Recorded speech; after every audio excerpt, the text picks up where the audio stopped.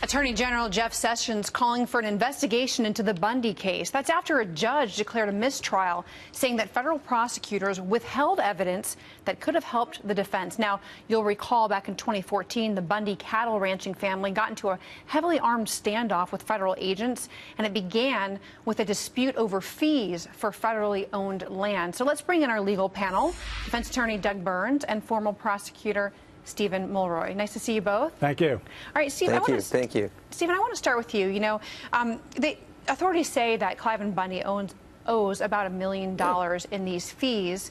Now there's this mistrial. Help us to understand what happened. Well, the underlying dispute about whether he owes the fees and whether the government has the right to control what happens on federal lands, that's not really in dispute. Federal courts have twice ruled against the Bundys. But as to the criminal charges relating to whether they were involved in a conspiracy to impede a federal investigation or to assault federal officers, carrying firearms illegally, all those things, right now, we've got a mistrial. It means that there is no conviction. The trial has been called to a halt because the prosecutors acted inappropriately. They did not disclose information they were required to disclose under the rules, which could have helped the defense team make their case. Well, Doug, prosecutors are usually really careful not to taint a case. It's why they often, go for lower convictions so that they can lower charge so they can get the conviction. Sure. So how unusual is it for a mistrial to be declared because of prosecutors withholding evidence? It is unusual, and it's a prosecutor's worst nightmare. I mean, go back to 2008, the Ted Stevens case up in Alaska. The late Senator Ted Stevens, DOJ was chastised, criticized for prosecutorial misconduct, withholding what Stevens said, Brady material that would help the defense under Brady v. Maryland, seminal case. So it is unusual, and it's so ironic if you think about it, because the whole defense side of this case is agency misconduct in the standoff, and then you end up with government lawyer misconduct in the courtroom. It's quite amazing. So, Stephen, help us understand, why was this evidence, which reportedly is about federal snipers' positions as well as surveillance cameras, why was that evidence withheld?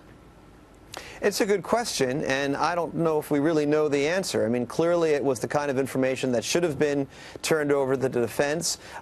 It's not the usual thing for prosecutors to not to disclose this kind of evidence, but it does happen, as we heard earlier. It's happened in other cases as well.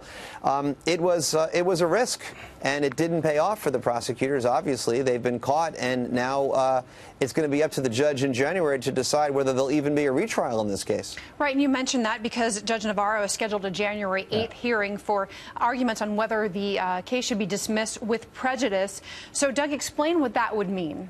Well, if it's dismissed with prejudice, which is a sanction that the judge can impose, then the case cannot be tried again. That is a somewhat drastic remedy. You don't always see that, and I'm not necessarily confident in predicting that'll be happening. But I want to put a slightly finer point on the pencil of what Stephen was saying, and he's right. But think about it.